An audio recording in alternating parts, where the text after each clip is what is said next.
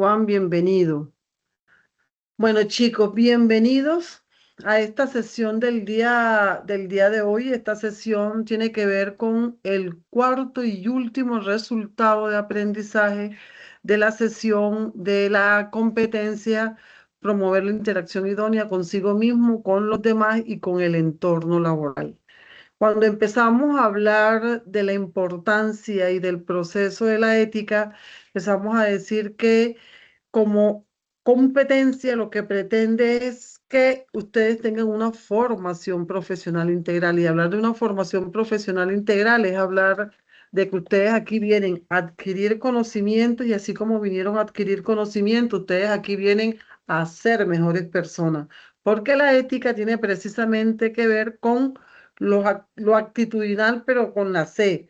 Es decir, que usted aquí viene a cambiar su comportamiento. Entonces, si hiciéramos un repaso de todas estas 4 semanas en las que hemos estado, miraríamos que en la primera semana estábamos hablando del ser individual y que ese ser individual tenía que ver con un resultado de aprendizaje que se llamaba promover la interacción con uno mismo y promover la dignidad de uno mismo y de los demás. Por eso era que se relacionaba absolutamente con todo lo que tuviera que ver con ser individual. Después de esa semana se vio una segunda y ustedes saben que en esta semana se pidieron dos actividades, una que tenía que ver con el ejemplo del caso Malala y la otra que tenía que ver con el video del proyecto de vida. Yo quiero aprovechar aquí para decirles que estoy preocupada porque hay una ficha, por ejemplo, yo le decía al instructor cuando nos reuníamos para evaluar los procesos de ustedes, porque él está muy pendiente a ustedes, yo le paso el link y siempre me pregunta, y hay una ficha en la que nada más 5 aprendices han entregado evidencias, entonces yo le decía que yo estaba preocupada. Yo no sé si es que esperan hasta último momento. Hay unos que de pronto en algunas evidencias nada más 3, 4, pero yo siempre estoy permanentemente revisando. Hay otras fichas que han entregado muchos más y eso me alegra, pero yo sí quiero que los que no se han puesto al día, por favor aprovechen y se pongan al día porque ya la sesión como tal o la competencia como tal, muchachos, ya termina el próximo jueves. Yo hasta el jueves tengo tiempo para calificarlos. Ahora me dejaron en una formación en el municipio de Aracataca, entonces va a ser difícil que yo pueda estar pendiente o revisando, pero yo hasta el 16 en la plataforma tengo la posibilidad de poderle cargar las evidencias. Lo ideal es que lo hagan lo más pronto posible. Después de esa dimensión del ser social, comenzamos a ver la dimensión del ser con otros. Perdón, ser individual y después la del ser social, que era el convivir con otros, y decía promover la dignidad humana y la relación con otros seres humanos. Ese era el segundo resultado. Después ahí veíamos una competencia que era la del diagrama de relaciones, entonces ahí tenían que hablar de la familia, de la crisis familiar que se está viviendo actualmente. Y después estaba la tercera, que fue la semana pasada, que tenía que ver entendiendo mi mundo. Y ese entendiendo mi mundo tenía mucho que ver con la parte de que nosotros deberíamos tener un uso racional de los recursos naturales. Y por eso se les exigía una competencia que es la de el ejemplo de una marca del Bluetooth Light, Bluetooth Triple Black. Cuando empezamos a hablar de todo esto, entonces decíamos que hoy venimos a ver un cuarto resultado. Y este cuarto resultado ya tiene que ver con la resolución de problemas y hablar de la parte del conflicto armado del país. Ustedes dirán, la profe todas las sesiones vive diciendo que todos los temas son buenos. Pues sí, son buenos, porque primero son novedosos y segundo, lo que se buscan es que ayuden al fortalecimiento de la formación de ustedes como seres humanos, la formación profesional en el SENA, ese famoso FPI del que tanto les estuve hablando, es formación profesional integral porque usted aquí vino a adquirir conocimientos, es decir, que va a desarrollar su parte cognitiva, pero usted aquí también vino a poner en práctica esos conocimientos y eso es kinestesia, porque la kinestesia viene del término movimiento, pero también aquí vino a otra parte de la tabla del saber que tiene el SENA, que es hacer como persona. Nosotros los seres humanos estamos llamados, decíamos en el tema de dignidad, a ser mejores personas. Entonces, en la medida en la que yo soy mejor persona, puedo tener mejor relación con otros seres humanos. Y esa mejor relación con otros seres humanos equivale a tener una mejor convivencia. Después empezó a hablar, es que yo no puedo tener, quererme, evaluarme, mejorar y también atender a los demás, pero no estoy a tono con mi entorno. Y yo les decía los ejemplos de los que si no reciclamos estamos atentando contra nuestro entorno ambiental. Si no apagamos la regadera y la dejamos derramar, el lavamanos, el lavaplatos, todo ese tipo de cosas terminan afectando el proceso de entender que nosotros somos seres humanos que estamos en búsqueda de un perfeccionamiento humano. Nosotros estamos llamados a ser mejores personas. Eso es lo que es dignidad humana. Y ya hoy el tema de hoy, que es muy bonito, entonces empezamos a hablar que el tema de hoy tiene que ver con ser agentes de cambio. Ya yo me miré a mí mismo, me evalué y sé qué cosas debo mejorar. Después paso entonces a cómo convivo con los demás en el ser social, cómo entiendo mi entorno y que tengo que cuidarlo. Y por último, el cuarto resultado les dice a ustedes, usted tiene que ser una persona que sea un agente de cambio, ayudar a transformar. Y aquí es donde entra el tema de la cultura de paz. Entonces vamos a empezar a ver las dos actividades que tenemos que ver hoy y como son dos actividades vamos a llegar a un acuerdo aquí para que ahorita ya empiezo a apagar la cámara. Las dos actividades tienen que ver con una, usted debe hacer un mapa mental sobre los dos temas que vamos a trabajar hoy. Uno de los temas que vamos a trabajar hoy en ser agentes de cambio es la parte de todo el conflicto armado que ha vivido el país, toda la crisis de violencia que ha vivido este país durante más de 60 años y cuáles fueron los periodos donde fue más difícil trabajar sobre ello. A partir de ahí, usted le va a tocar hacer un mapa mental sobre los hitos o los temas que tienen que ver con el conflicto armado de este país. Después le van a pedir una segunda evidencia, que es la evidencia 6, y es la última, donde le van a decir que usted debe hacer un trabajo colaborativo. Y este trabajo colaborativo tiene que ver con que usted haga un análisis y responda unas preguntas que hay en un anexo para que usted dé respuesta a por qué o cómo cree usted que se puede aprovechar los procesos de paz que se dieron en otros países en nuestro país. Y hacer un análisis de yo como ser humano, como persona, cómo puedo contribuir a mejorar en esos procesos. Eso es algo que yo se los muestro. Ustedes saben que yo acostumbro a mostrárselo en la diapositiva.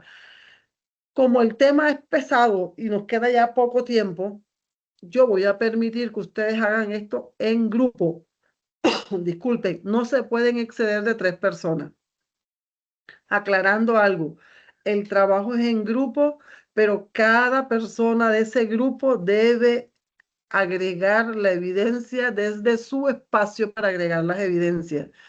No puede ser que Luis Alfonso Jaramillo entonces está con Laura y está con Mayerly, que son de la misma ficha, pero la sube Luis Jaramillo, pero no la sube ni Laura ni Mayerly. Entonces ahí nos estamos dando cuenta que se está afectando porque yo voy a tener en cuenta eso. A cada uno le voy a poner un comentario y le voy a dar la nota y la nota va a ser la misma porque es en grupo.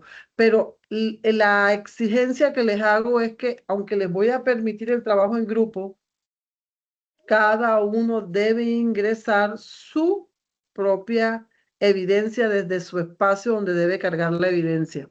Así el trabajo sea el mismo. Yo lo que hago es colocarles la nota y pues hacerle el comentario, pero puede haber que alguno de ustedes no lo quiera hacer en grupo, ¿no? Yo creo que no me parece tan difícil, yo puedo hacer el mapa mental solo, yo puedo hacer mi trabajo colaborativo solo, porque es hasta el 12 y son 2 trabajos. Entonces usted lo hace solo, pero aquí se está dando la posibilidad de que lo puedan hacer en grupos máximo de 3 personas. Preguntas, dudas, algo que quieran que les aclare antes de comenzar la exposición de las diapositivas.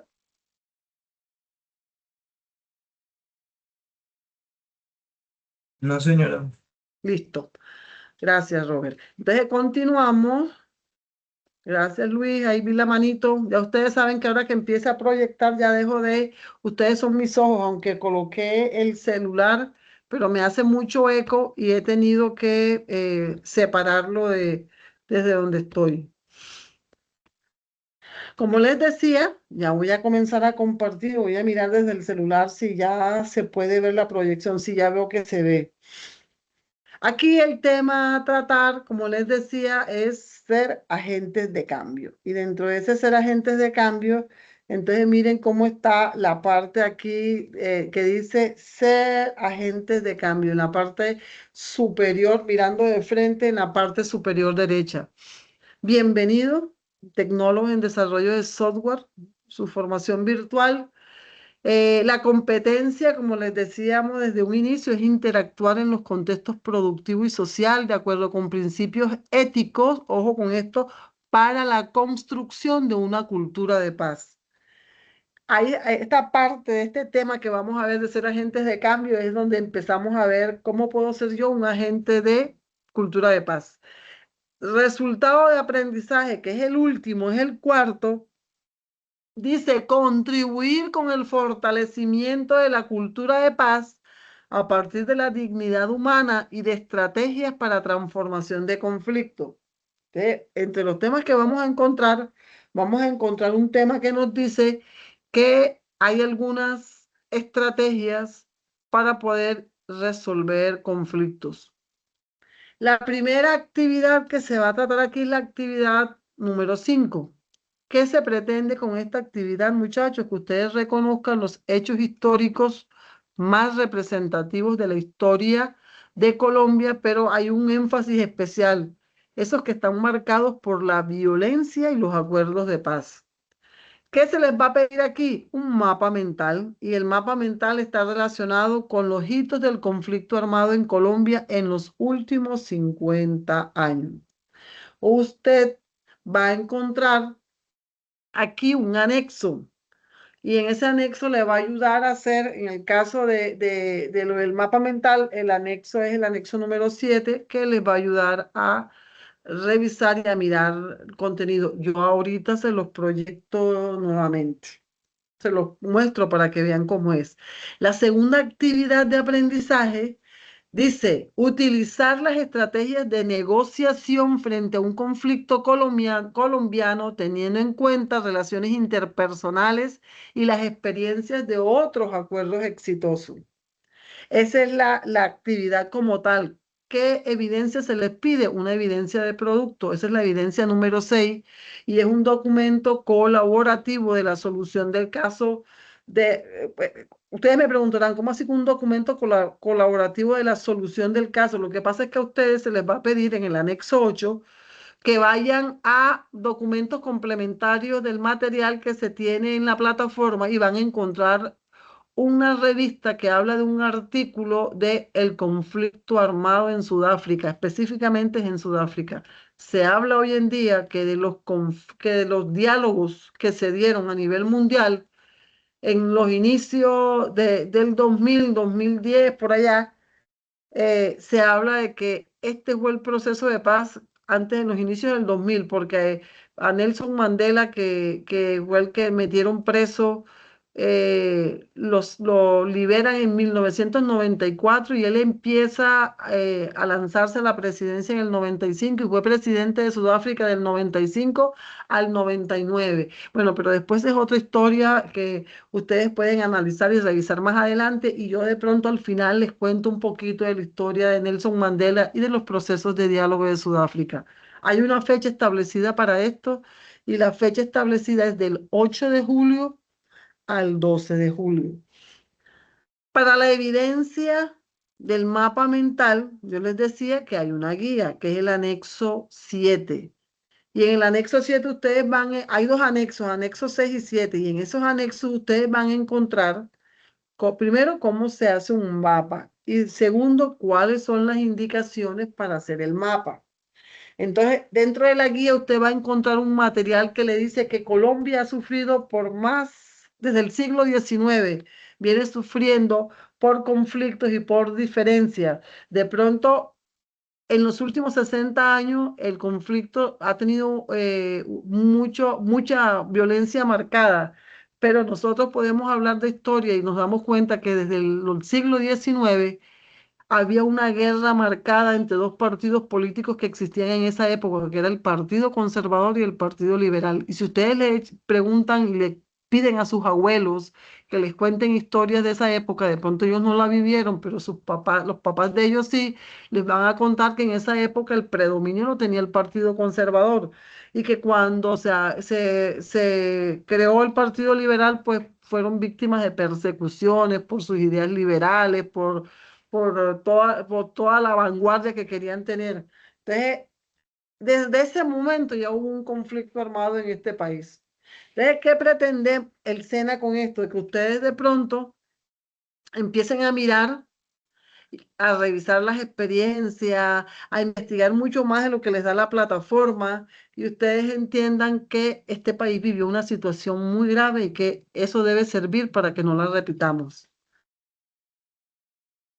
Y ahí va a encontrar un anexo que le va a decir cómo debe hacer un mapa mental. Entonces, un mapa mental les dice la lectura o les dice la guía de la elaboración, que es el anexo 8, que usted debe hacer un contenido central, es decir, colocar la idea específica, la idea más importante en el centro, y a partir de ahí va sacando ideas, palabras, conceptos, eh, aparte del contenido sentado, les voy a mostrar un ejemplo, pero que quieren que eso sea llamativo, que tenga palabras clave, que acompañen imágenes o algún tipo de concepto.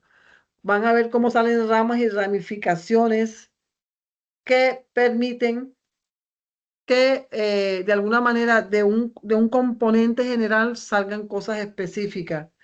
Se pueden colocar dibujos, símbolos, por eso se llama mapa mental. Si lo quiere hacer con nubes, con conjuntos de enlace, con alguna referencia. Aquí lo que se recomienda es que previo a que usted elabore su mapa mental tenga una lluvia de ideas.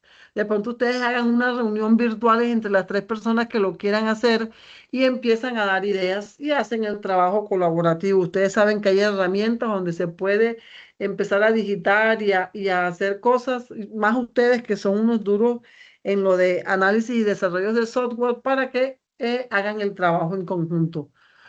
Usar la hoja, otra de las recomendaciones que les va a dar la guía es que usen la hoja de manera horizontal. En el centro la idea y los conceptos alrededor. También las ideas secundarias, que organicen bien los espacios, que elaboren el mapa mental.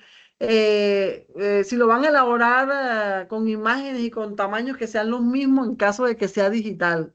Hacer el uso de lo menos posible palabras, porque por eso se llama, aquí lo ideal es con nubes, ramificaciones, con dibujos, usar líneas curvas, revisar bien el tamaño de las trifulcaciones. Entonces aquí ponen el ejemplo, un mapa mental que hizo alguien manual, lo hizo con las manos.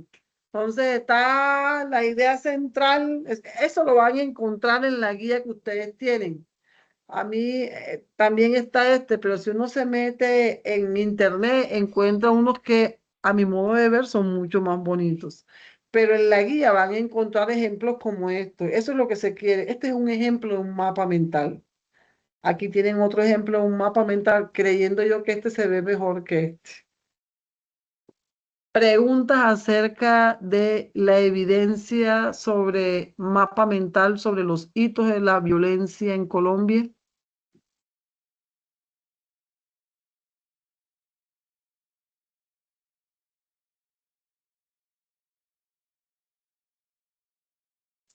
Una pregunta, profe. ¿Sí? Los hitos como tal, ¿los investigamos y los que nosotros queramos o hay algún documento de referencia que debemos Hay ver? un documento, sí, en la plataforma. Yo ahora les voy a traer como un resumen. Ustedes saben que yo acostumbro a traerles el resumen, Ok, pero en la plataforma, yo aquí se los resumo y en la plataforma está mucho más profundo. Es teniendo en cuenta el material. Ahora, si quieren profundizar mucho más, perfecto. Pero el SENA les da el material que está en la plataforma, en el contenido que se llama Ser Agentes de Cambio.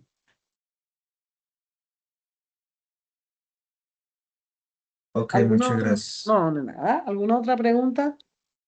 Profe, o sea que ese caso de Sudáfrica dice que es, ¿no? Sudáfrica. Ah, ese es el segundo. Ese ya todavía no lo he explicado. Bueno, este es el segundo, sí. El primero del que estábamos hablándole es este. Por eso, yo pensé que entonces en el primero hay que tener en cuenta lo del conflicto armado que tenemos en Eso, Colombia. pero en Colombia.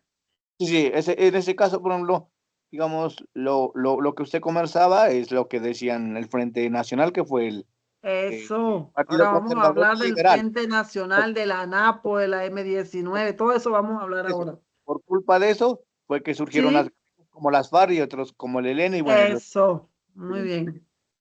o Así sea, es. haciendo como una reflexión de todo lo que ha pasado es hacer ese mapa mental. Exacto, porque tiene que ver con eso, con la historia de violencia que ha vivido este país. Ya, ok, gracias. Bueno, muy bien. Si no hay más preguntas acerca de la primera evidencia, pasamos a la segunda, que es una evidencia de producto. Aquel es un mapa mental, es un dibujo que ya les acabo de decir que coloquen las menores palabras posibles. Aquí usen dibujos, ramificaciones, para que les quede bien chévere. La segunda evidencia que tienen que entregar es un documento colaborativo y se llama documento colaborativo de la solución del caso. Ustedes van a encontrar un anexo, que es el anexo 8, donde hay un documento. Dentro de ese documento, entonces les empiezan a decir que Colombia no es el único país que ha vivido un conflicto armado. Y les empiezan a decir que hay diferentes casos y empiezan a hablarles que entre Argentina y Chile hubo un conflicto, y específicamente hablan de Sudáfrica, de Alemania. Pero el caso a ustedes se lo van a poner para que lo vivan teniendo en cuenta específicamente Sudáfrica. ¿Por qué Sudáfrica? Porque yo les decía en un comienzo que ellos vivieron un proceso de construcción de su memoria, ¿m? Teniendo en cuenta todo lo que le pasó. Y ahora les voy a decir más o menos cómo es el documento. Yo les traje una fotico, un pantallazo del documento. El documento en la plataforma lo van a encontrar en anexos, en otros documentos de apoyo. Ese documento les va a ayudar a servir para que ustedes puedan resolver las preguntas que les preguntan en el anexo número 8. Ustedes hablan de países que pueden aportar ideas, experiencias, y ahí, sobre todo, la lectura, miren cómo está aquí, debe leer con detenimiento el caso sobre las lecciones del proceso de paz de Sudáfrica. Ese es un artículo que se encuentra en la plataforma y aquí vamos a hablar un poquito más de la historia. Es más, vamos a hablar un poquito más de lo que dice la lectura que van a encontrar ahí. Teniendo ustedes de qué van a hacer el trabajo colaborativo de ese caso sobre lecciones del proceso de paz en Sudáfrica. Ese material es un material complementario que está en la formación de ser agentes de cambio. Ahí van a encontrar unas preguntas de reflexión compararlo el acuerdo de paz de Sudáfrica con el de Colombia, el de mirar cómo lograron ellos o qué condiciones y circunstancias políticas y económicas vivieron ellos, cómo fortalecieron el proceso de paz. Nos corresponde a nosotros hacerlo o a quién, porque hacen la pregunta de quiénes construyen la paz. Y ustedes saben que yo siempre les he dicho que el cambio y la transformación del mundo también podemos hacer un aporte nosotros, porque ese muchacho que va, que consume droga y que después asesina o que hace algo, era el hijo de una familia que de pronto no pudo hacer el aporte que debió hacer como formadora de valores y como formadora de una sociedad en la que estamos viviendo. Entonces, nosotros podemos aportar, sí. El ser humano de forma individual puede aportar. Nosotros como seres humanos, cada uno de los que estamos en esta sala podemos hacer un aporte, pero yo aquí les estoy dando como una idea. Usted puede responder que de pronto usted no tiene nada que hacer y yo le respeto su posición, pero desde el punto de vista de ética, todos, absolutamente todos, podemos hacer un aporte positivo o negativo para que este país cambie y para que el mundo cambie. Entonces, este tipo de preguntas usted la va a responder. Ahora, hay unas condiciones como siempre. Usted me tiene que entregar este documento en PDF, debe tener una portada, debe tener buena redacción, ortografía, gramática. Aquí les dice el anexo que no es obligatorio la bibliografía, pero si quiere también la coloque, como en el caso de Malala, que sí exigían bibliografía, aquí no es obligatoria, pero si usted la puede colocar, la coloca. Que al momento de analizar las respuestas y el documento que usted da, considera, no se puede exceder de 2 páginas. Tiene que tener en la portada los nombres de los que participaron en el documento. Y recalco nuevamente, ojo con la redacción, la ortografía y la gramática. Este es el caso 2. ¿Preguntas? Profe, o sea, 2 páginas sin incluir la portada, ¿cierto? Eso, 2 páginas de la reflexión del caso sin incluir la portada. Buen dato. No sé quién me lo preguntó porque no los estoy mirando, pero buen dato porque en el caso de Malala, yo les decía que no se podían exceder de 4 páginas y mínimo 2. Y algunos me incluían la portada y hacían una sola hoja de reflexión. Y la siguiente era la bibliografía. Entonces, muchas gracias por quien participó y hizo la pregunta porque son 2 hojas además de la portada. Ok, profe. Y como tal, entonces sería responder esas preguntas Ujú. y ya, ¿cierto? Sí. Ahora, ustedes pueden darle respuesta a las preguntas y hacer un documento reflexivo teniendo en cuenta las respuestas que dieron a la pregunta. ¿Se acuerdan que yo les decía que hay que mirar cómo se vivió el proceso de paz? En este caso es lecciones del proceso de paz, de los acuerdos de paz en Sudáfrica. Entonces yo les estoy pidiendo que ustedes respondan las preguntas de si usted tiene que aportar o no es obligatorio o usted no tiene que hacer nada, a usted no le corresponde hacer nada.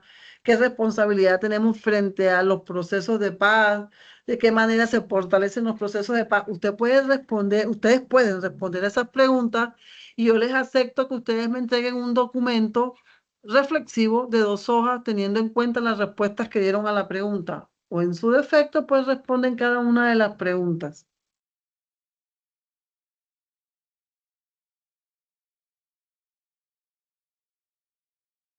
¿No hay más preguntas?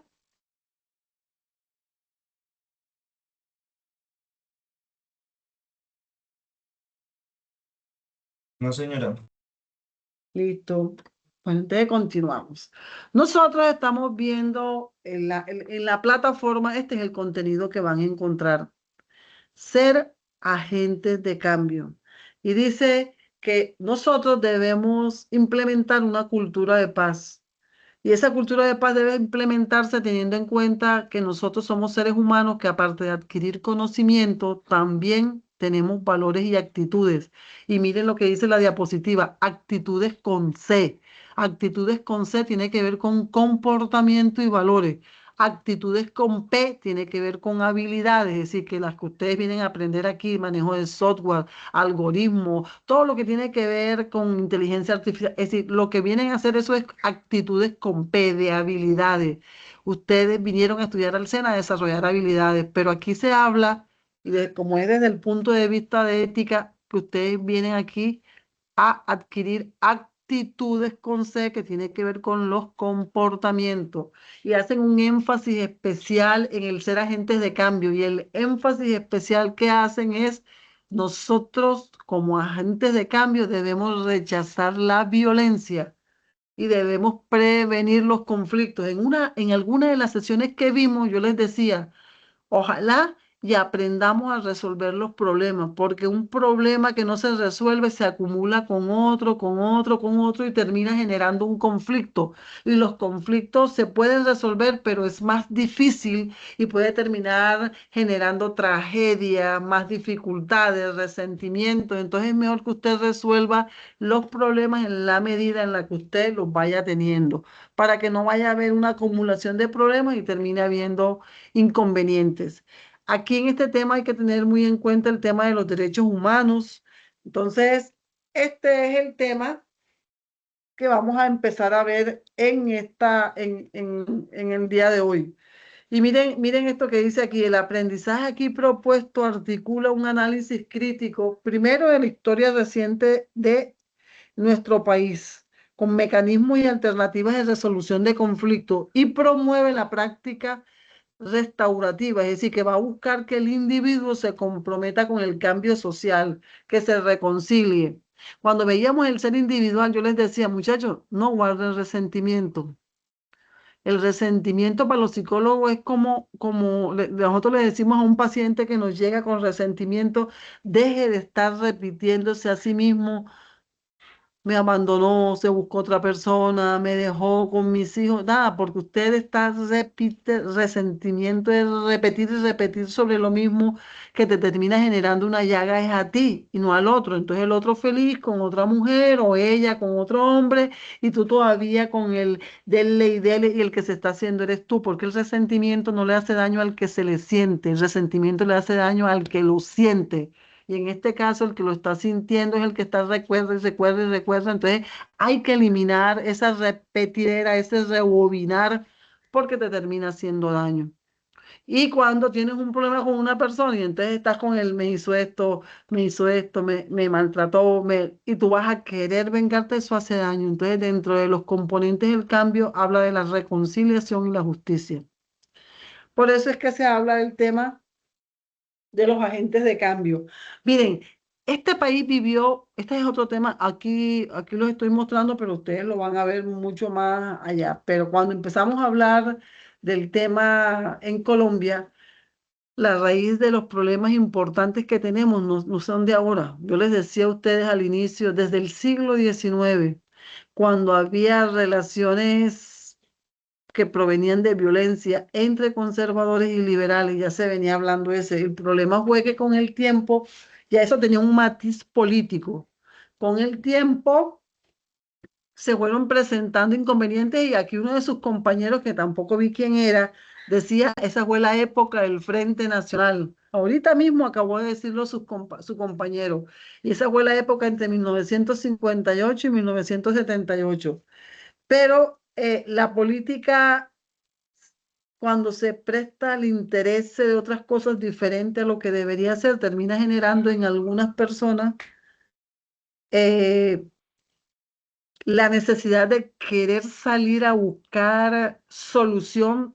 Puede que sea de la manera equivocada, porque consideran que hay exclusión social, que hay falta de opciones democráticas, que hay gente que tiene problemas económicos. Nosotros veíamos en la sesión pasada, ¿se acuerdan? Hablábamos de la Agenda 2030 y decíamos que esa Agenda 2030 tenía 17 objetivos para el desarrollo sostenible. Específicamente hablaban de erradicar la pobreza en el planeta Tierra. Y nosotros sabemos que el 2030 está aquí a 4 años y que es imposible que las grandes potencias, las naciones mundiales puedan decir que han erradicado la pobreza en el planeta. Esa agenda no se llevó a cabo como debería.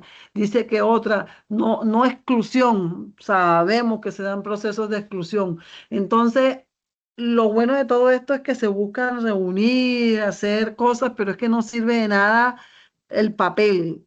Hay que actuar, hay que hacer cosas. Ojalá y el actuar no sea con agresividad y no sea con violencia, porque ese es lo malo de las situaciones en este país. Por eso es que estamos promoviendo cultura de paz, porque las cosas se pueden solucionar hablando. Yo digo que lo mejor que le puede pasar a un ser humano es prepararse, porque en la medida en la que te preparas puedes dar respuesta a las preguntas y buscarle alternativas a los problemas. Entonces, aparte de esa violencia que se vivió, después vinieron otras cosas más, que fue cuando se empezaron a presentar los grupos guerrilleros, por allá, por el 60, por el 70. eh, las primeras que salieron fue las Fuerzas Armadas Revolucionarias, que las conocemos como la FARC, el Ejército de Liberación Nacional, que es el EN, el EPL, que es el Ejército el Popular de Liberación, y así. Ahí, miren el problema. Unos creyendo que creando buscando la forma de estar en otro contexto con armas y van a encontrar la solución, terminaron generando un problema, un conflicto, y después se termina creando nada más ni nada menos los paramilitares, que eso agravó mucho más el proceso de violencia en este país. Entonces, la solución es dialogar, resolver los conflictos, porque si no las cosas se siguen agrandando mucho más. Ustedes van a encontrar en el material la historia de Colombia en los últimos 50 años, que es una historia específicamente de violencia en el país. Dentro de esa historia de esos 50 años, van a encontrar que se dio la patria boba. Miren, miren que es la primerita, 1810, aquí. Usted cuando vaya a la plataforma le va a dar clic y entonces usted va a darse cuenta que dice que eso se dio por allá por 1810 y este periodo se caracterizó porque hubo una inestabilidad política. Entonces llegamos, nos liberamos de uno y entre nosotros mismos nos estábamos matando. Por eso es que se le dijo patria boba. Después vino la famosa guerra de los supremos. Con esta guerra de los supremos pasa algo, y es que eso ya tenía que ver con monjes, ya tenía que ver con que utilizaban la parte de los conventos para que la gente se escondiera. Entonces se le llamó guerra de los supremos porque era la guerra de los conventos. El conflicto comenzó cuando quien estaba de presidente en esa época, que era José Ignacio Márquez, le aplicó ley que ordenaba cerrar todos los conventos en Pasto. Entonces los monjes, sobre todo el padre Francisco Villota, decidieron, no señor, vamos a movilizar y nos vamos a poner con la población. Por eso se llamó la Guerra de los Supremos. Y ahí fue también un brote de economía. Después vine la Guerra de los 1000 días. Esta guerra de los 1000 días también generó un problema grandísimo con la parte de cómo nos matábamos entre nosotros mismos lastimosamente. Y esta guerra de los 1000 días fue de 1898 a 1902.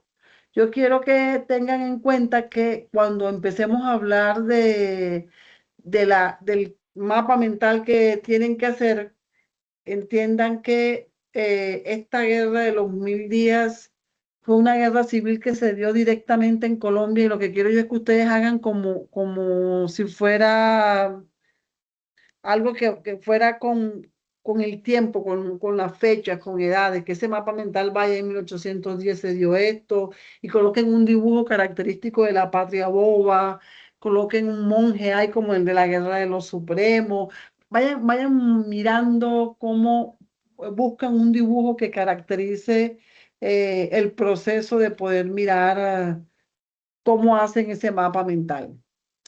Cuando hablamos de la guerra de los 1000 días, que ya, bueno, esa guerra duró hasta 1902, como dice la diapositiva, esta guerra se caracterizó porque era un enfrentamiento que era entre el ejército gubernamental y que estaba bien organizado y el ejército de las guerrillas liberales. Entonces empezó el problema. Y está la del Bogotazo, que yo creo que es la que más conocen ustedes porque tuvo que ver con la muerte del líder liberal Jorge Eliezer Gaitán.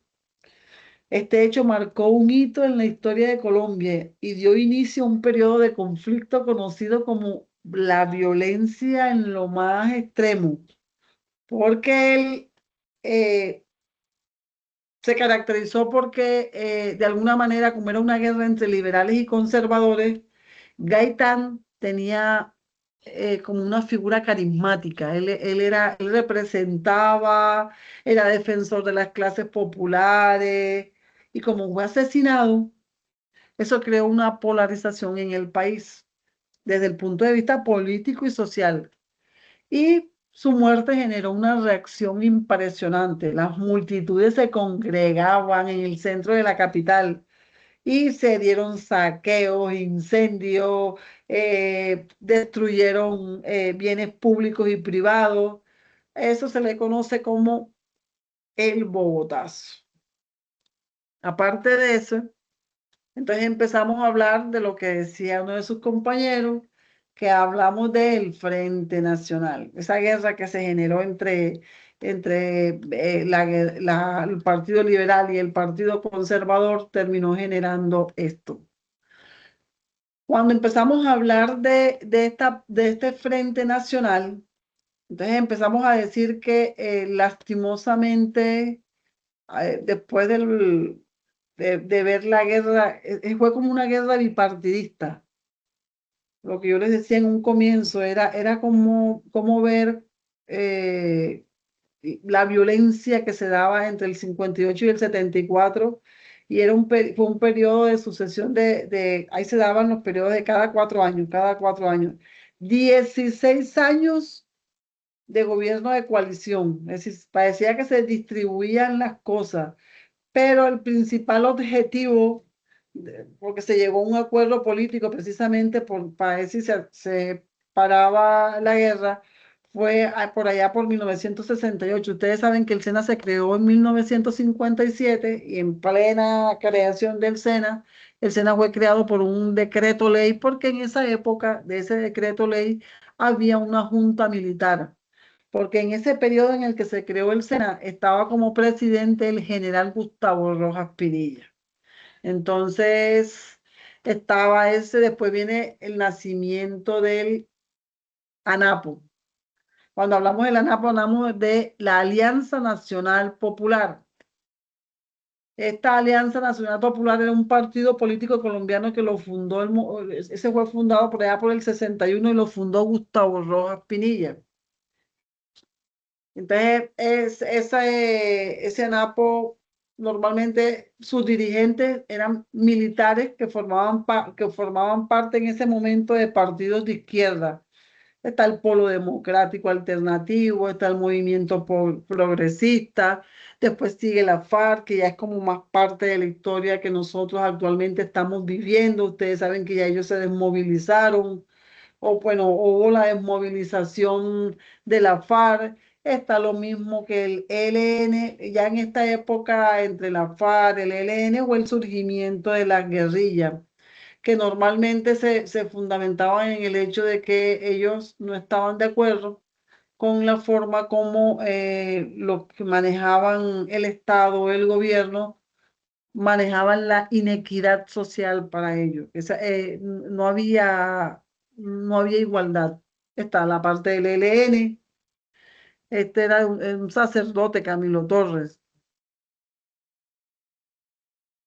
En 1970 se hablaba de que hubo el mayor fraude electoral que pudo existir en este país. Hablaban de eso porque ese fraude electoral, según ellos, habían 4 candidatos. Particularmente estaba el del Frente Nacional, que era Misael Pastrana, estaba el de la ANAPO, que era Gustavo Rojas Pinilla, y el segundo, de pronto, para ellos, en su momento, en esa época, le robaron la, la, las elecciones. Entonces se consideró que eso generó también violencia, que se vivió un periodo en las regiones donde decían que ganaba el uno, ganaba el otro. Parece que estuviéramos repitiendo la historia, Señor. Por eso es que hay que volver a analizar, a repasar, porque nosotros no podemos seguir repitiendo la historia y no podemos seguir. Nosotros tenemos que cortar con los procesos de violencia de alguna manera. Después ya vino como tal el fin del Frente Nacional. Y ustedes saben que hoy en día hay muchos partidos, pero hubo un gran problema. En la década de los 80 surgió la bonanza narcotraficante. Entonces ahí vamos a ver en la lectura que ustedes van a encontrar en el SENA que empezó a darse la parte de nada más ni nada menos que Pablo Escobar, que de pronto se habla de Pablo Escobar, pero estaba González Rodríguez Gacha, los hermanos Ochoa, porque ellos manejaban el cartel de Medellín, pero también estaban los hermanos Rodrigo Orejuela, Santa Cruz, en Cali.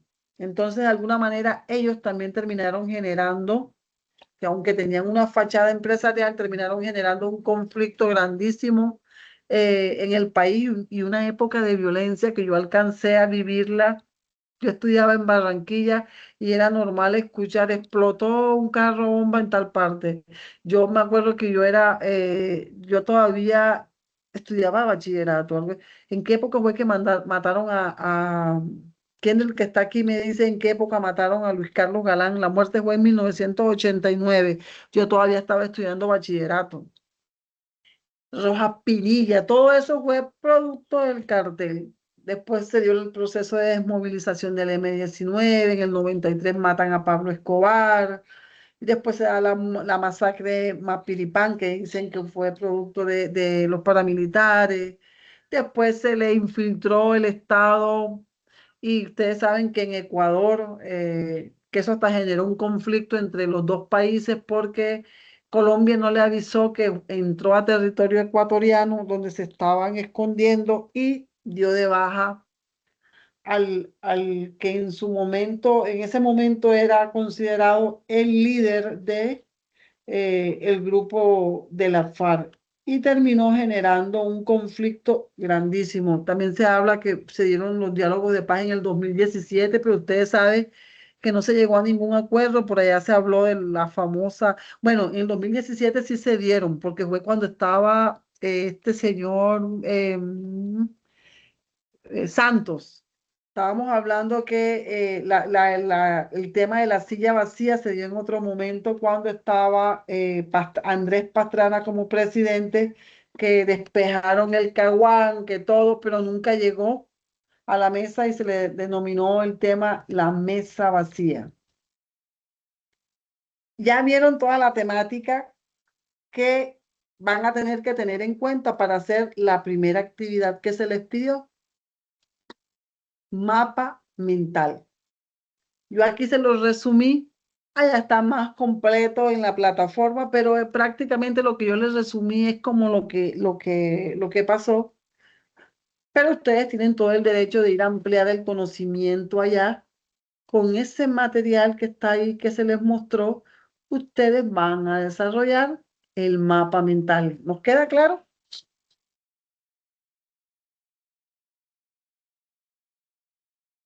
Sí, señora, pero el mapa mental solo incluimos es de los últimos 50 años, ¿cierto? O sea, desde el Sí, de los 70 y últimos pico. 50, por eso se llama últimos 50 años.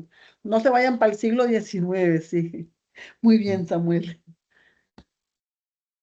Eh, bueno, ya teniendo claro esa temática, entonces ahí mismo en ese ser agentes de cambio está otro tema y se llaman acuerdos que llevan a cabo en Colombia sobre el proceso de paz. Entonces aquí la temática tiene que ver con fundamentos de los acuerdos de paz, que es como la parte que tiene que ver con nuestro país. Inició desde el 2018, a inicio del 18 de octubre del 2012, empezó a buscar la forma de acercarse con negociaciones a las Fuerzas Armadas Revolucionarias del país. Entonces empezaron a movilizarse, se creó un alto comisionado para la paz en el 2016. Colombia empezó a moverse en relación a por fin lograr unos acuerdos de paz. Y dentro de esos acuerdos, ese acuerdo se logró, yo no sé si ustedes tienen conocimiento, la noción o se acuerdan que fue a través de un referendo que empezaron a recogerse y se creó unas alternativas para poder lograrlo en los acuerdos de paz. Y eso ustedes van a encontrar en el material complementario también van a encontrar toda la explicación de esos acuerdos de paz que se dieron en Colombia. Y dentro de esos acuerdos de paz, entonces empezamos a hablar que hubo una negociación con el M-19 en algún momento. En esa época Pizarro y el M-19 entregaron las armas.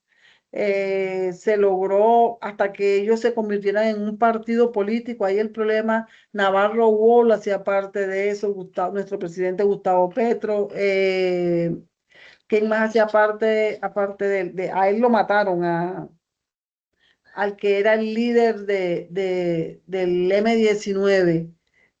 Y ellos hicieron las entregas de sus armas, ¿verdad? Cuando hacen la entrega, yo me acuerdo que yo estaba en el bachillerato cuando eso, pero a él lo matan creo que fue en el aeropuerto El Dorado.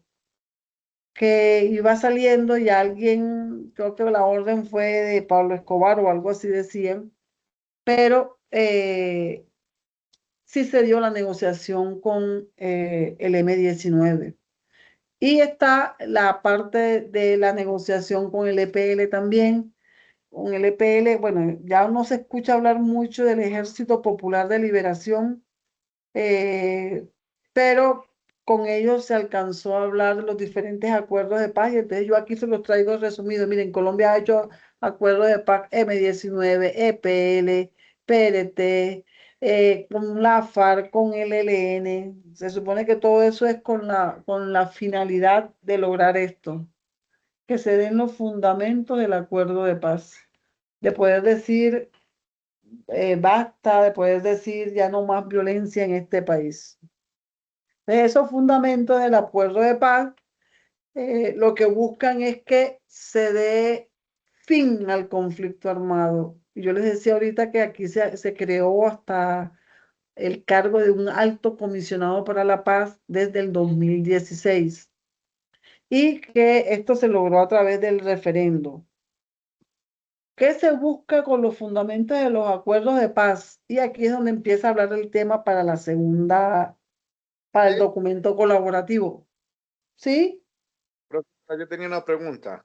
Sí, Estoy dime. viendo que ha habido procesos con distintos grupos, Sí, pero también estoy, pues, si mi memoria no falla, que el gobierno actual, que era, bueno, el gobierno actual, estaba tratando de desarrollar también ese proceso de paz con el N, que ahora sí, parece ser por política, porque uno no, tampoco es que esté muy, pero porque parece que por política, digamos, se van a acabar. Entonces, digamos, esto cómo impacta a Colombia, siendo que el ENL también es un grupo que ya viene hace tiempo en sí, sí, Colombia, y claro.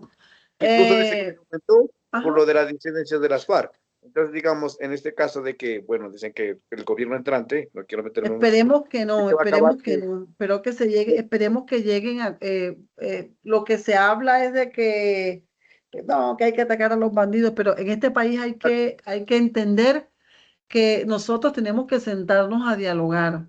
Eh, aquí no se pueden mandar mensajes de división, ni mensajes guerreristas, ni nada. Yo una vez decía, bueno, hablemos del presidente de Honduras, con todo lo que logró. Él allá no tenía guerrillas, él tenía allá, era, ¿cómo se llaman? Pandillas. Sí, pandillas.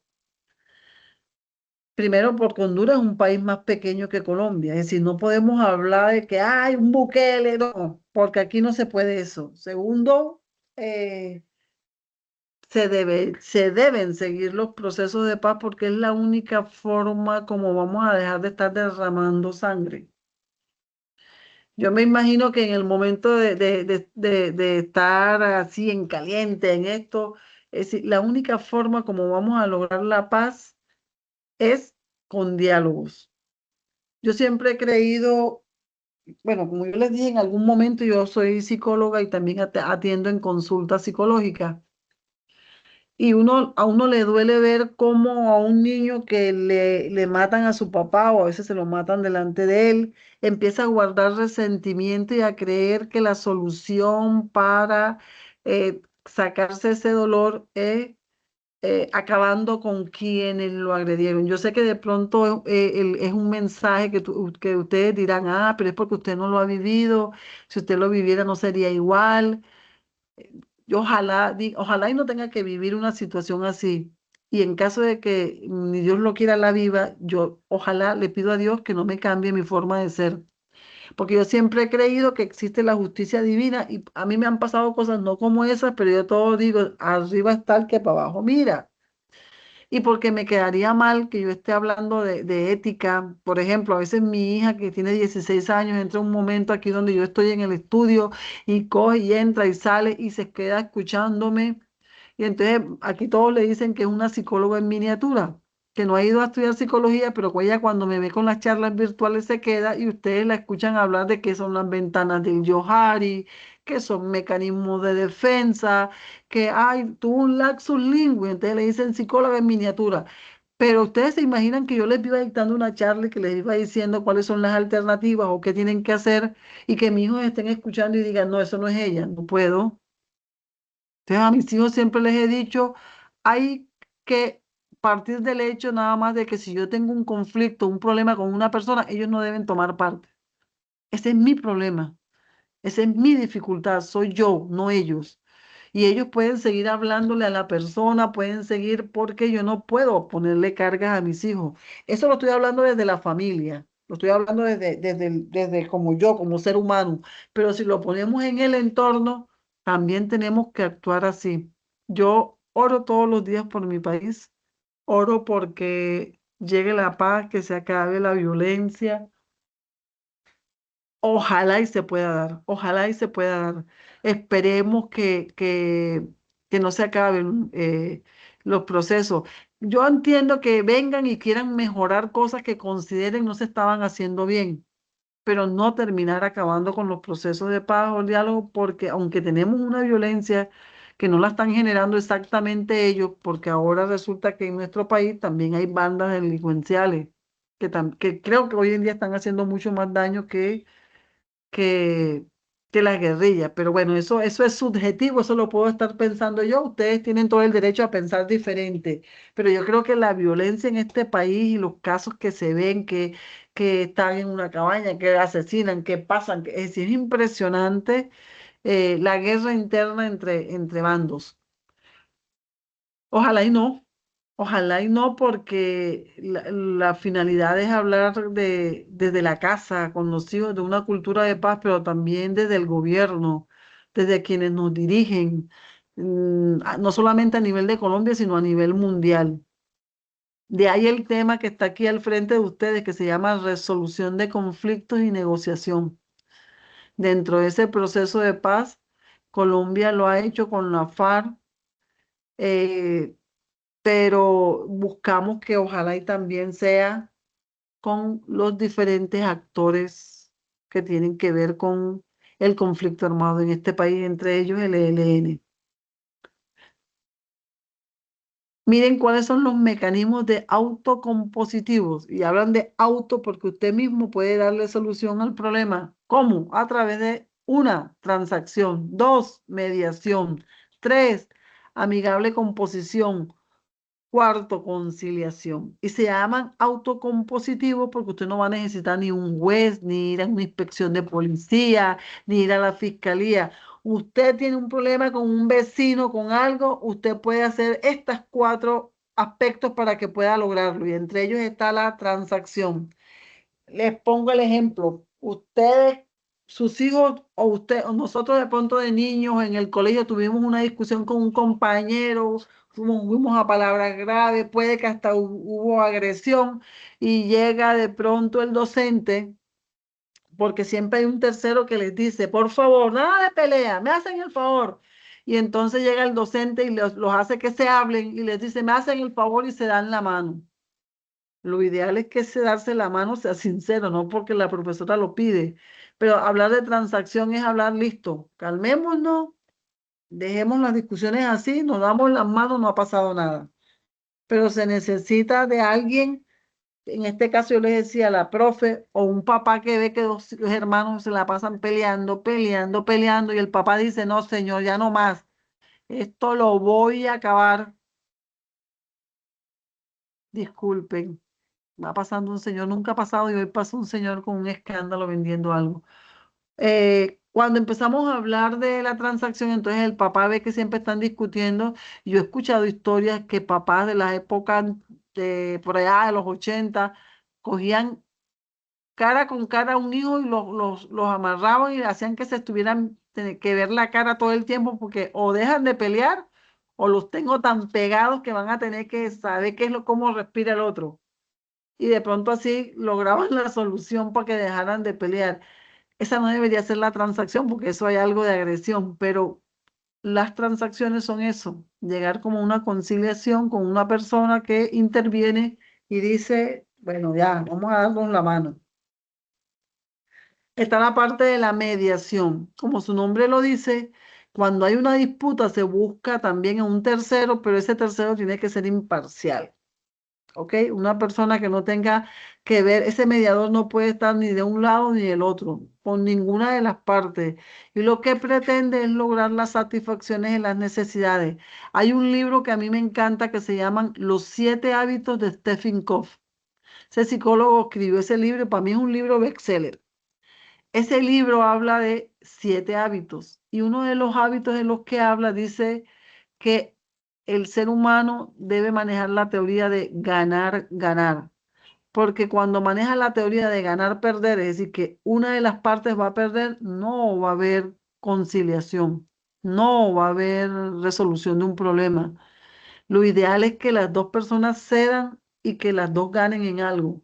Porque si uno de los dos cree que perdió mientras el otro ganó, no va a haber resolución del problema. Entonces, Stephen Covey dice que hay una teoría que se llama ganar, ganar.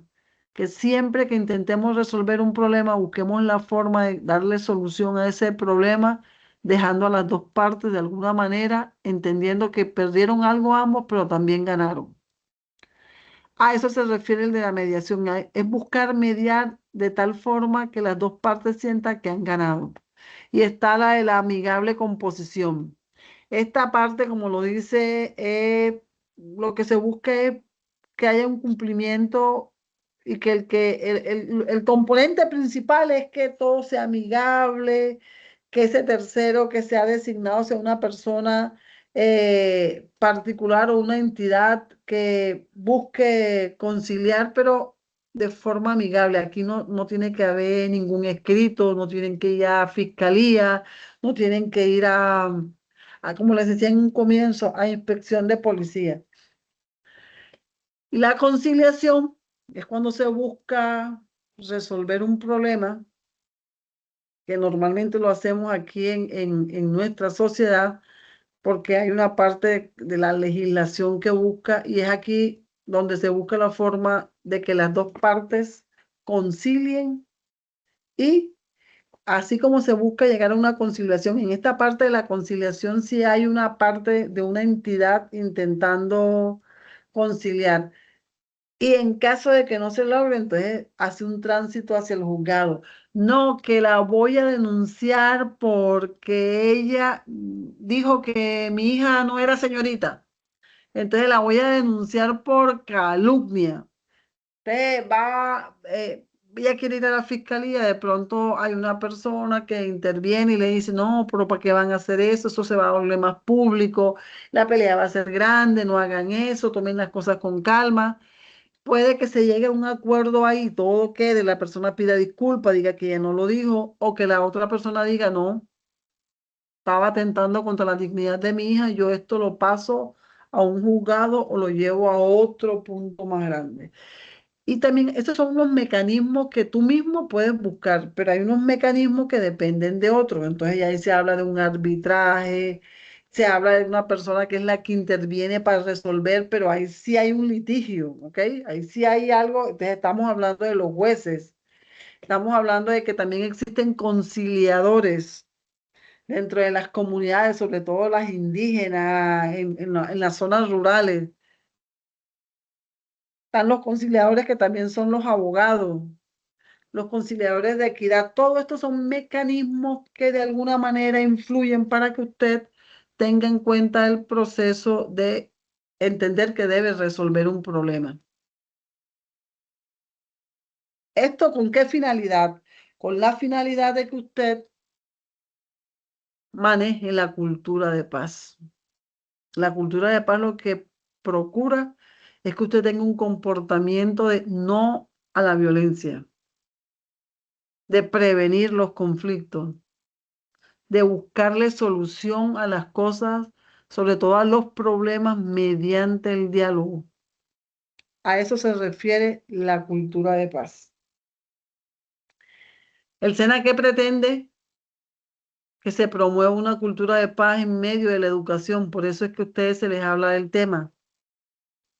También se busca que a nivel de Colombia se promueva la cultura de paz, entendiendo que hay que promover el desarrollo económico y social sostenible, pero para todos los colombianos, no para unos y para otros no. Promover el respeto por todos los derechos humanos, garantizar la igualdad entre mujeres y hombres, promover la participación democrática, comprensión de la tolerancia y la solidaridad, apoyar la comunicación participativa, que todos puedan participar. A mí no me debe molestar que una persona piense o tenga una ideología diferente a mí. Yo puedo decirle que no estoy de acuerdo con ella y decirle lo mío sin exaltarme, sin gritarla, sin tratarla de ignorante. Cada uno maneja sus procesos de alguna manera. Promover la paz y la seguridad internacional. Esos son procesos que se hablan de que eso lograría, por eso los dos deditos de victoria. Logra, esta imagen no la van a encontrar en la plataforma porque esa imagen la tengo yo, no la tiene ahí el SENA. Pero es como lo que se busca, eso es resumido un tema que van a encontrar allá, porque son como unos pasos para resolver el conflicto en este país.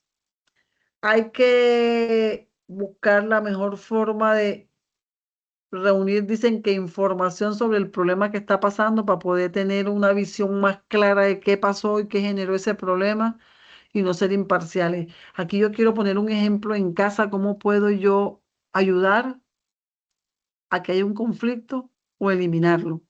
Miren, a veces la rivalidad fraterna, es decir, la rivalidad fraterna se refiere a la rivalidad entre dos hermanos, se da porque el papá o la mamá tienden cierta inclinación más por un hijo que por el otro.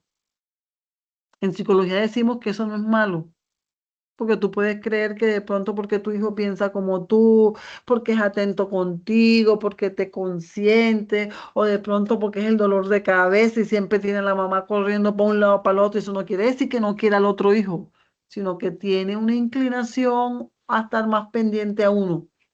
Eso no es malo siempre y cuando sea súper evidente.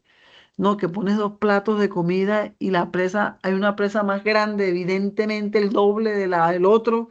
Y si el otro quiere coger ese plato, le dice, ese no, porque este es el de Iván, este es el tuyo. O en la ropa, en todo. Nosotros los papás tenemos que tener mucho cuidado con las actitudes y el papel que asumimos. Yo no les estoy diciendo que quieran más a un hijo que lo otro a escondidas, sino que cuando vayan a manifestar sus muestras de amor tengan mucho cuidado de no herir al otro. Porque a usted no le importa demostrar el amor que siente más por un hijo que por el otro, pero usted está generando una rivalidad fraterna entre dos hermanos y usted no sabe qué le puede hacer uno al otro por vengarse. Y el otro no tiene la culpa que la mamá lo quiera más o que el papá lo quiera más. Pues quien que no quieran más no va a aprovechar eso, lo aprovecha. Pero lo ideal es que nosotros desde casa también ayudemos a fomentar, eh, dejar de generar un conflicto, porque sin querer a veces hacemos cosas que terminan generando un conflicto y ya les acabo de dar el ejemplo de por qué muchas veces hay rivalidad fraterna. Ni siquiera es por entre ellos mismos, sino porque hay un hermano que cree que siempre han favorecido a otro y como lo han favorecido, entonces lo cocoteo, le esto, le hago, le tengo rabia, sí, porque es que es él y no sabemos qué cosas se puedan dar más adelante. Cuando se habla del conflicto hay que revisar bien todas.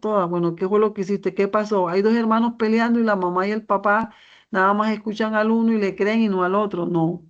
En una disputa las dos partes deben decir qué fue lo que le pasó. Escuche, comprometerse con resolver el problema, negociar, llegar a acuerdos de acción, intentar la reconciliación de ambas partes. Sobre todo, ojo con este tema, teniendo en cuenta la familia, aunque yo sé que es un tema a nivel Colombia.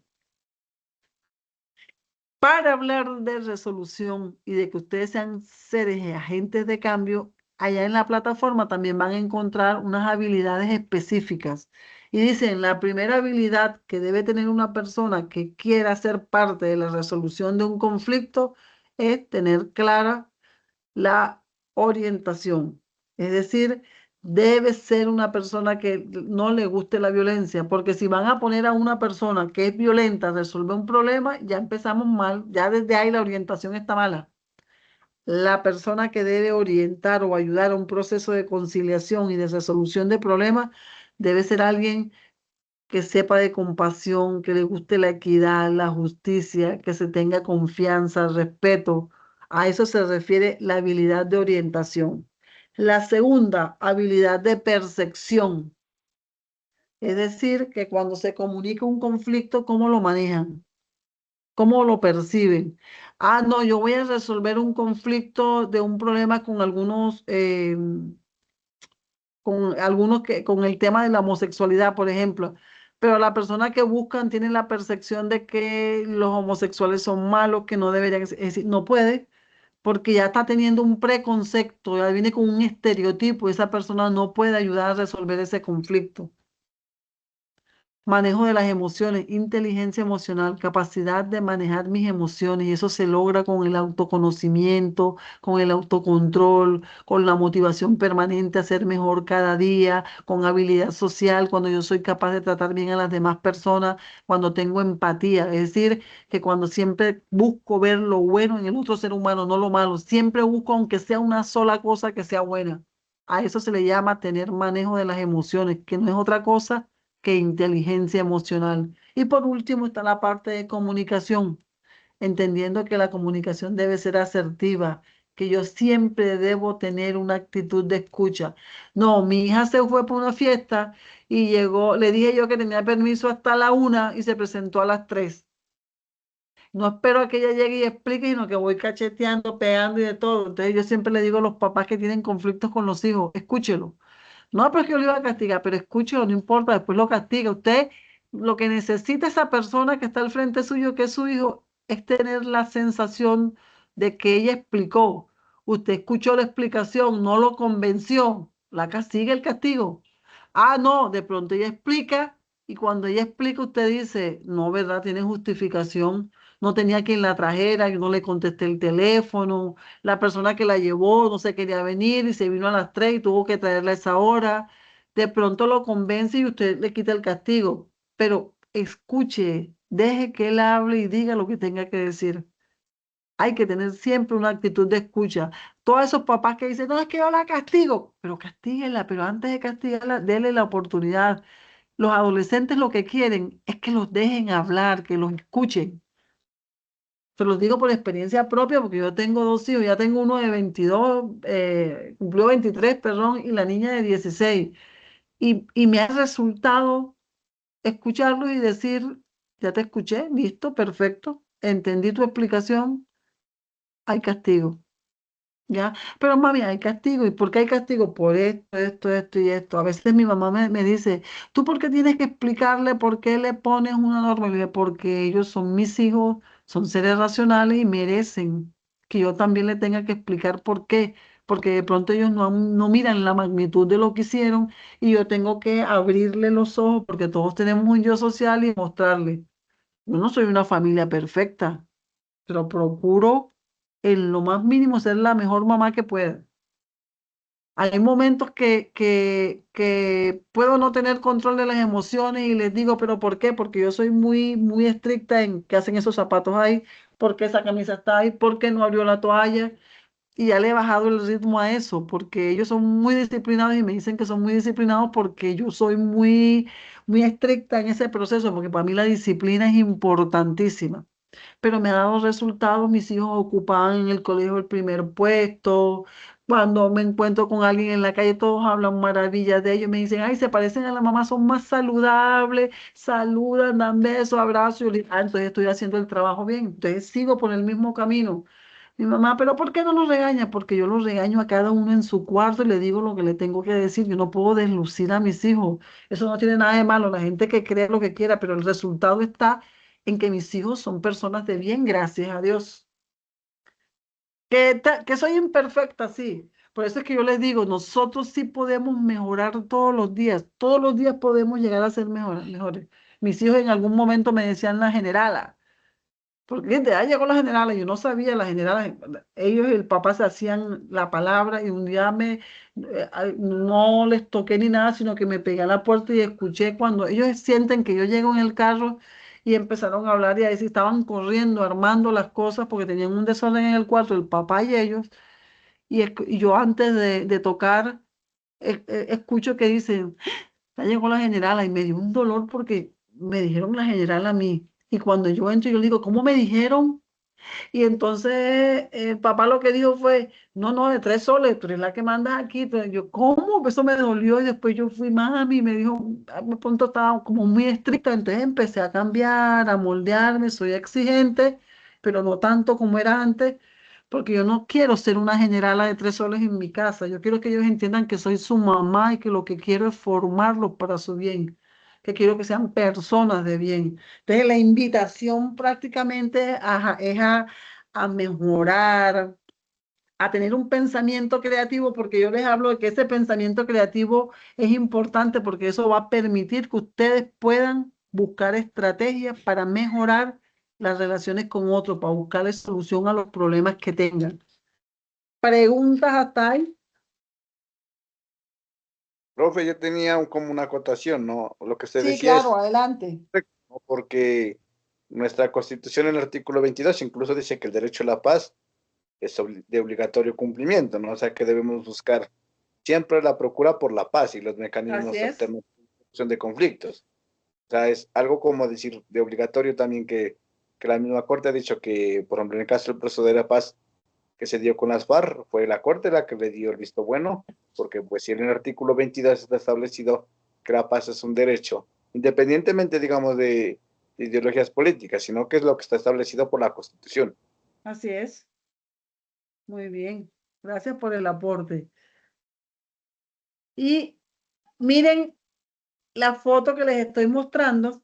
Ese es el artículo que les digo que tienen que leer para que empiecen a hablar de la parte de el documento colaborativo.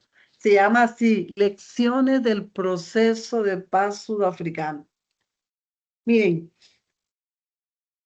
en Sudáfrica, a pesar de que la raza predominante es la raza negra, los que dominan o dominaban, porque ahora de pronto se puede decir que hay una transición, eran los de raza blanca.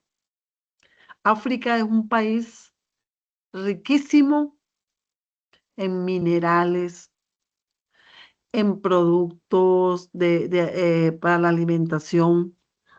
Entonces uno entiende que de pronto esas multinacionales, esos países llegaron a querer conquistar, a quererse quedar con toda la riqueza de Sudáfrica, pero cometieron un error. Empezaron a discriminar a los dueños de la misma tierra y se dio el apartheid. Su nombre lo dice. El apartheid es una palabra africana que hace referencia a separación.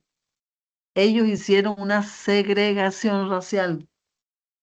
Eso no lo van a encontrar así como está, pero les quiero como contar la historia para que les guste, para que se enamoren para hacer la lectura. Y esa segregación racial terminó generando que hubieran algunos que dijeran, por ejemplo, Nelson Mandela, que aquí les hablan de él. ¿Qué pasó con Nelson Mandela? Que él se dedicó a querer estudiar, se volvió abogado y fue el defensor número uno de querer eliminar el apartheid. Miren, ¿sabe cuándo? Yo no podía creerlo cuando leí el artículo que el apartheid en Sudáfrica se eliminó en 1994. Estaba yo casi a punto de terminar la psicología. Yo empecé a estudiar, me gradué del bachillerato en 1990 y yo decía, yo no puedo creer, el apartheid lo erradicaron en Sudáfrica en 1994 y gracias a, bueno, y más o menos en esa fecha fue que liberaron a Nelson Mandela después de estar muchos años preso. Pero yo digo, cómo en un país donde la mayoría era de raza negra, los blancos decidían que ellos no podían entrar a los baños que ellos entraban? Había una segregación racial impresionante. No podían utilizar los buses que ellos utilizaban. Tenían que hacerse los mudos si ellos estaban en ese momento ahí. Y uno investigando, investigando en la historia decía que cualquier familia blanca que quisiera ayudar a alguien de raza negra, porque por ejemplo habían familias que le cogían cariño a la señora que todo el tiempo estuvo educando y criando a su hijo, entonces le querían dar como una casa, le querían dar cosas, le aplicaban la ley del silencio. ¿Y qué quería decir esa ley del silencio? Que entonces la segregación racial se iba con ellos. La ley del silencio era familia de raza blanca que quisiera ayudar a alguien de raza negra, no lo invitaban a las actividades sociales, se separaban de ellos y querían llegar a la iglesia y los dejaban apartados, no les hablaban. Entonces eso generó que no hubiera ninguna familia de raza blanca que quisiera ayudar porque les terminaban quitando los derechos, no les daban cosas, les quitaban prebendas y era una forma de obligar a que nadie ayudara a la raza negra. Eso generó un conflicto impresionante y eso lo van a encontrar aquí en la lectura que tiene la lección del proceso de paz. Y uno de los defensores fue Nelson Mandela. Es una historia muy bonita, es más, la historia de él ya está en película, pero como para resumirles lo que dice la lectura, habla de que hubo un grupo subversivo, una guerrilla que se armó y se le llamaba la guerrilla de liberación del apartheid, pero ellos eran de forma violenta y Nelson Mandela quería todo a través del diálogo. A él, como la gente, porque él era muy inteligente, se expresaba bien, a ellos lo seguían, lo estaban orientando y se estaba uniendo mucha gente a estar muy cerca de él, llegaron y lo metieron preso. Metieron preso por revolucionario. Y lo bonito de la vida de Nelson Mandela, muchachos, es que no fue el único preso, ¿ok? Porque ellos tenían un grupo y ese grupo era el que lideraba y ellos eran los intelectuales. A todos los metieron presos, miren, los torturaban, a veces los dejaban sin comer y él vio a muchos compañeros salir y eran que les decían que dejara de estar en eso, que ojo con la familia. Entonces fueron cediendo, fueron aceptando y el único que luchó y peleó y no dejó que lo convencieran fue Nelson Mandela. Gracias al apoyo internacional y a que empezaron a mandar cartas y a decir que lo que estaban haciendo con él, que lo tenían, se vieron en la obligación de tener que liberarlo. A él lo liberan y se convierte en candidato para la presidencia de la República y lo nombran en 1994. Ahí lograron acabar con el apartheid de presidente hasta 1999 y el pueblo quería que lo volvieran a elegir, pero él dijo que no. Ya me imagino que estaba cansado, enfermo. Yo no sé si ustedes se acuerdan del Mundial de Sudáfrica, el famoso Waka Waka de Shakira y que a él lo muestran en una silla de ruedas. Él prefirió decir que ya fui presidente, logré lo que quería, como erradicar, eliminar algunas cosas, lograr el proceso de paz. Y es un proceso de paz que es el más exitoso porque Nelson Mandela le agregó algo más a ese proceso de paz y fue el perdón. Es el único proceso de paz en el mundo que aparte de buscar la reconciliación, la resolución del conflicto, él dijo, hay que aprender a perdonar. Si no aprendemos a perdonar, no vamos a darle fin a esta guerra. Y él, ¿qué hacía? Reunía a la tribu donde fueron, le quemaron sus casas, le hacían algo y llevaba a los que le hicieron eso y le decían que le dijera que confesaran todos sus crímenes. Y si dejaban de confesar un solo crimen, entonces iban presos. ¿Cuál era la regla que él les ponía? Ustedes quemaron tantas casas, entonces usted ahora va a construirle la casa a los que se las quemó. Y les perdonaban, porque él decía que, y le hablaba con la familia. Miren, dicen que cuando él fue presidente, creo que duraron un mes para poder hacer las elecciones, porque la gente no sabía votar, porque como ellos no tenían derecho ni a votar, porque eran como esclavos.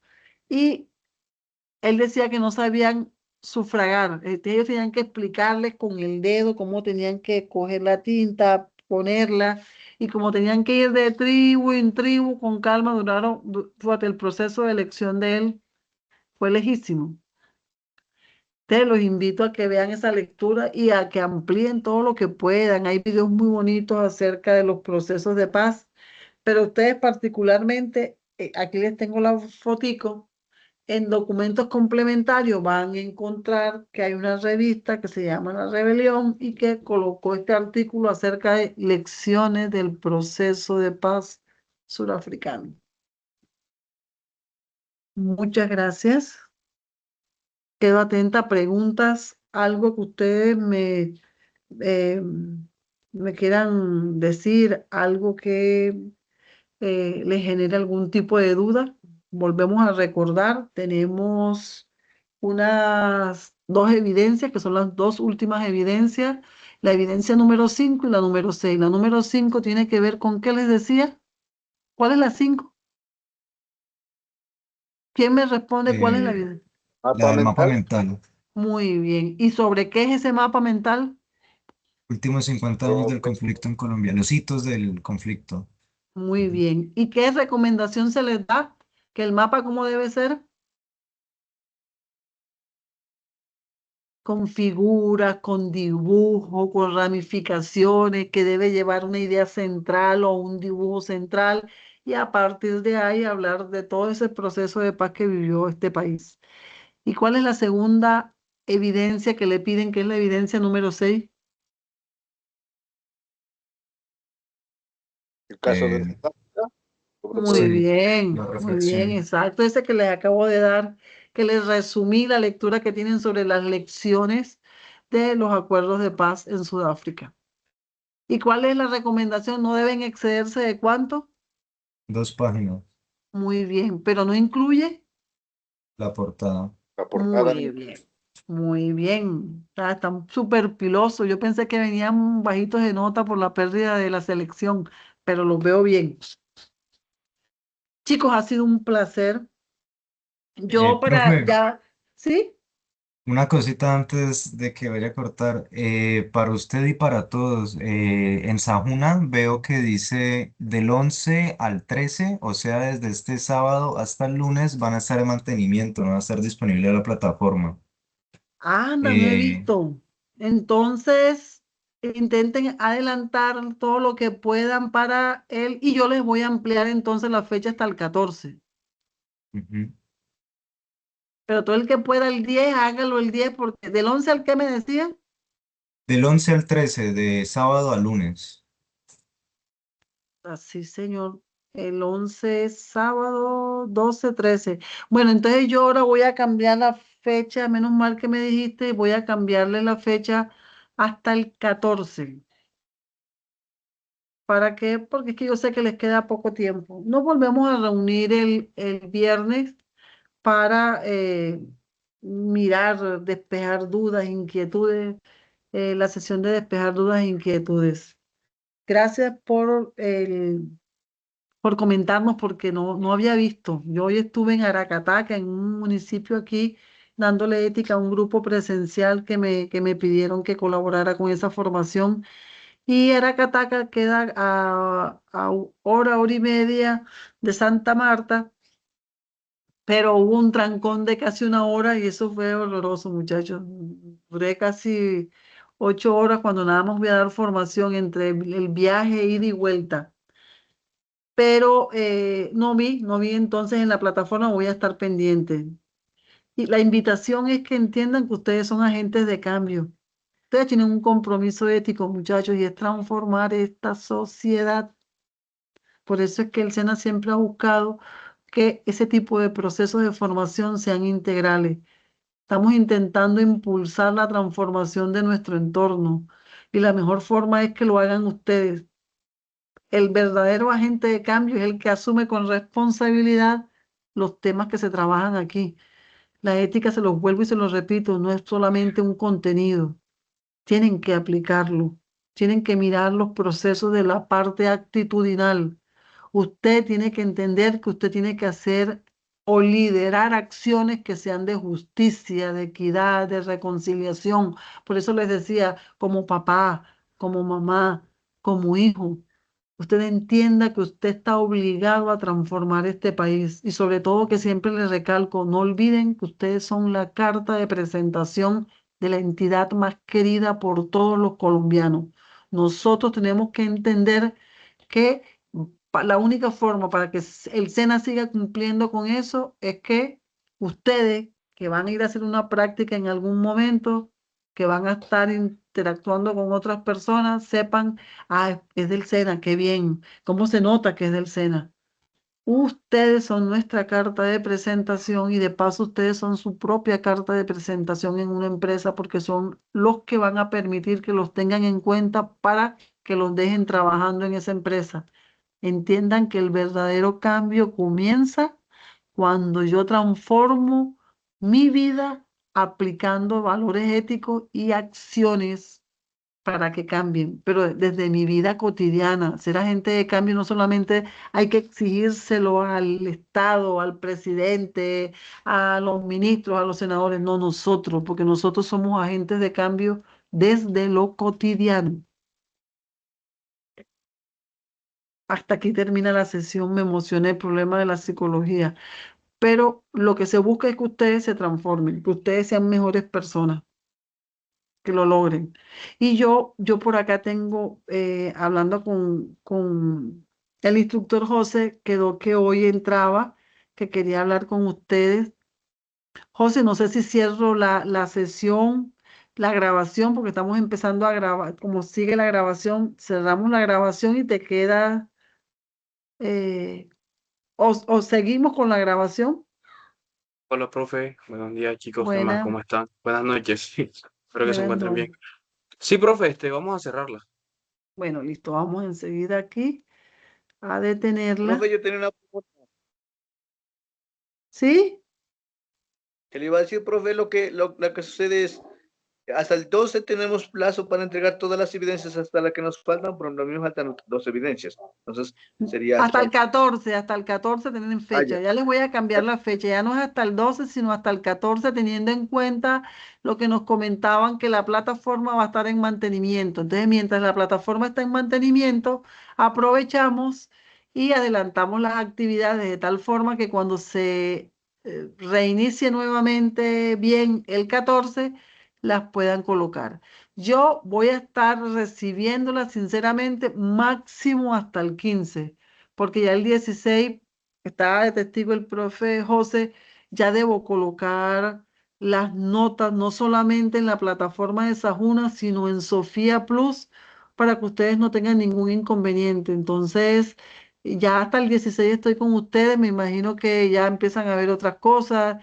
Y como les digo, yo desde hoy inicié en Aracataca y entonces se me hace de pronto mucho más difícil estar muy pendiente, pero ojalá y todos los que tengan que entregar actividades lo hagan máximo 14 15 de julio.